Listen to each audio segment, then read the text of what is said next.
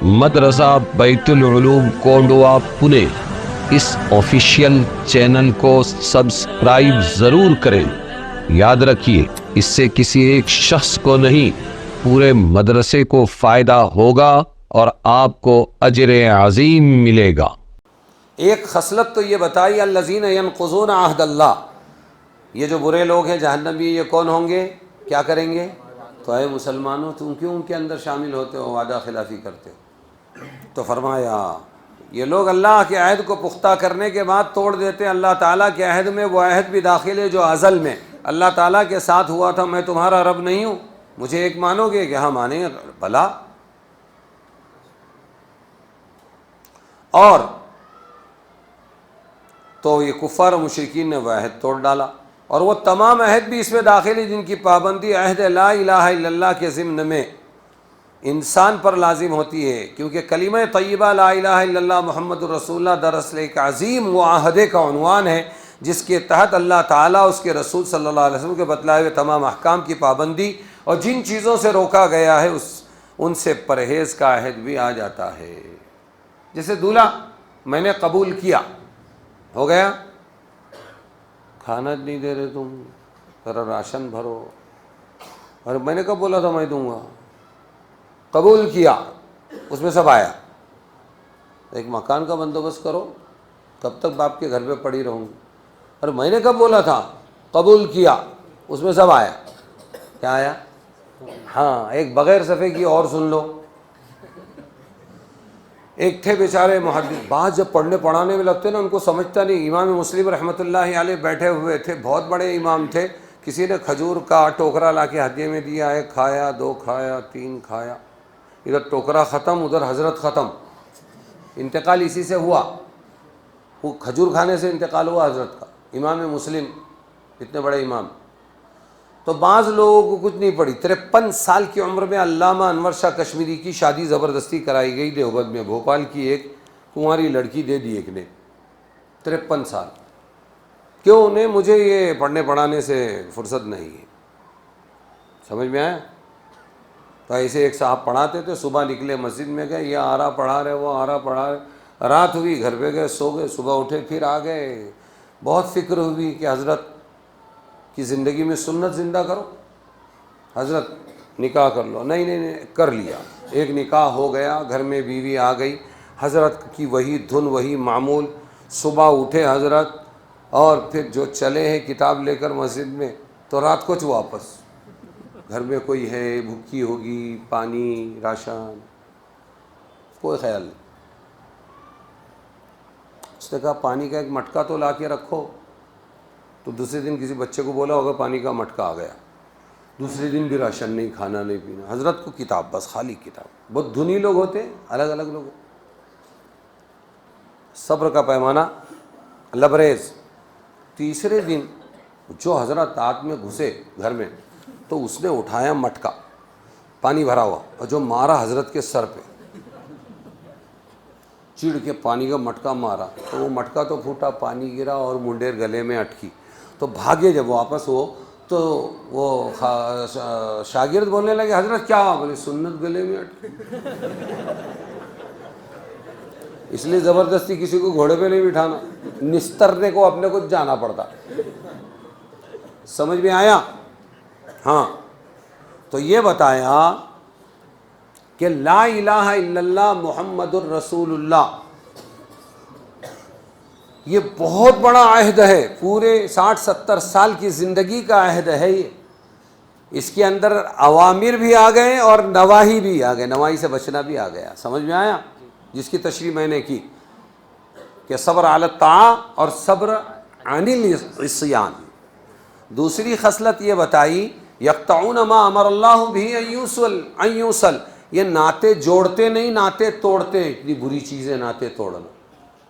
ناطا اگر 100 روپے میں جڑ جاتا ہے جوڑ لو، ناطا اگر 5 کلو چاول میں جڑ جاتا ہے جوڑ لو۔ پوری زندگی کوئی کسی کو پال نہیں سکتا، لیکن ناطے توڑنے والے میں مت بنو۔ مولانا یونس صاحب رحمۃ اللہ علیہ کو اس کا بہت خیال تھا، اور ہم جیسے جوان ابھرتے ہوئے بچے تھے ہم لوگ، تو پوچھتے تھے فلانے گھر پہ جاتا ہے کہ نہیں، فلانے کے وہاں جاتا ہے، دور کے رشتہ دار جاتا ہے کہ نہیں۔ میں نے کہا کبھی کبھی آتا ہوں، جایا کر. چلتے چلتے گزرتے کبھی بھانجی کے وہاں، ہاں، کبھی کسی رشتہ دار کے یہاں، کبھی ان کی بچیوں کے یہاں، کبھی اپنی بیٹی کے یہاں، گزرتے چلے جایا کرتے. بہت خوبیاں تھیں. تو یہ ناطے جوڑنا جنتیوں کی علامت ہے، توڑنا کاٹنا کس کی علامت ہے؟ ہاں، جا آج سے تیرا میرا کوئی رشتہ نہیں. بہن بہن کو بول رہی، چونکہ یہ مالدار ہے وہ غریب ہے. کئی تو یہ زبان ہے نا سٹک جاتی ہے. اس نے ایسا کری، ایسا بولی میرے بارے میں، آج سے تیرا میرا ناتا نہیں، تو میری بہن نہیں، میں تیری بہن نہیں. ارے سمجھے کہ نہیں؟ تو کہتے ہیں یہ تو جہنمیوں کی نشانی ہے ناطے توڑنا. کس کی نشانی؟ تو ہم بھی بچے نا. کیوں بتا رہا ہے قرآن؟ ارے کیوں بتا رہا ہے؟ ابھی بچے ہو، طے کر لو ناطے توڑیں گے نہیں بلکہ جوڑیں گے. یفسدون فی الارض، اور ان کی نشانی کیا ہے؟ زمین میں فساد مچاتے ہیں. در حقیقت پہلی دو خصلتوں کا نتیجہ ہے کہ جو لوگ اللہ اور بندوں کے عہد کی پرواہ نہیں کرتے اور کسی کے حقوق تعلقات کی رعایت نہیں کرتے، ظاہر ہے کہ ان کے اعمال و افعال دوسرے لوگوں کے لیے مضرت اور ایذا کا سبب بنیں گے. لڑائی جھگڑے قتل و قتال کے بازار گرم ہوں گے. یہی زمین کا بڑا فساد ہے. سرکش نافرمان بندوں کی یہ تین خصلتیں بتلانے کے بعد سزا بتلائی. اولئک لہم اللعنہ، ان پر کیا ہے؟ اللہ کی پھٹکار. ولہم سوء الدار، اور ان کا ٹھکانہ بھی برا ہے. کیا ہے؟ ان کا ٹھکانہ بھی برا ہے.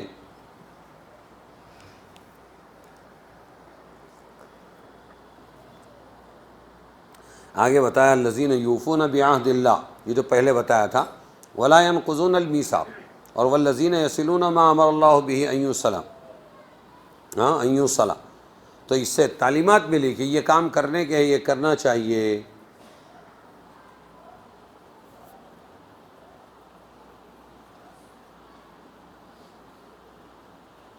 آپ صلی اللہ علیہ وسلم نے صلہ رحمی کی بہت فضیلت بیان کی ہے. جیسے ایک حدیث پاک میں رسول اللہ صلی اللہ علیہ وسلم نے فرمایا، صلہ رحمی اتنی بات کا نام نہیں کہ تم دوسرے عزیز کے احسان کا بدلہ ادا کر دو، اور اس نے تمہارے ساتھ کوئی احسان کیا ہے تو تم بھی اس پر احسان کر دو، بلکہ اصل صلہ رحمی یہ ہے کہ تمہارے رشتہ دار عزیز تمہارے حقوق میں کوتاہی کریں، تم سے تعلق نہ رکھے، تم پھر بھی محض اللہ کے لیے اس سے تعلق قائم رکھو اور اس پر احسان کرو. ارے سمجھ میں آیا کہ نہیں آیا؟ اس سے آپس میں محبتیں پیدا ہوتی ہیں. صلہ رحمی سے برکت عمر میں پیدا ہوتی ہے.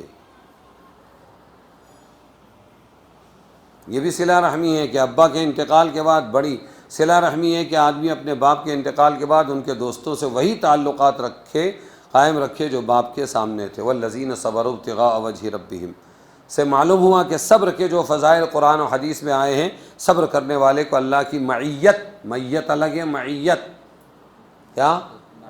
معیت یعنی ساتھ، اور میت یعنی مردہ. ہاں، آپ کیا چاہتے ہیں؟ میں آپ کی میت چاہتا ہوں، اس لیے میں عین نکلوانا چاہتا ہوں. کل کا سبق بند تھا، ہے نا.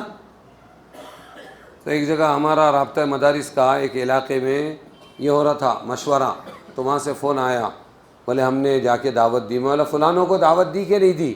بولے ہاں ان کو بھی دی. تو پھر انہوں نے کہا ہوگا کہ ہاں ضرور آئیں گے اور یہ تو ہماری شہادت ہے. بولے بالکل، ایک نے یہی بولا کہ ہماری شہادت ہے. کیا ہے؟ سعادت کو کیا بولا؟ ہماری نیک بختی ہے کہ ہم آپ کے جلسے میں آئے. تو وہ کیا بولتا ہے؟ ہاں، وہ اسی لائن کا تھا نا بیچارہ.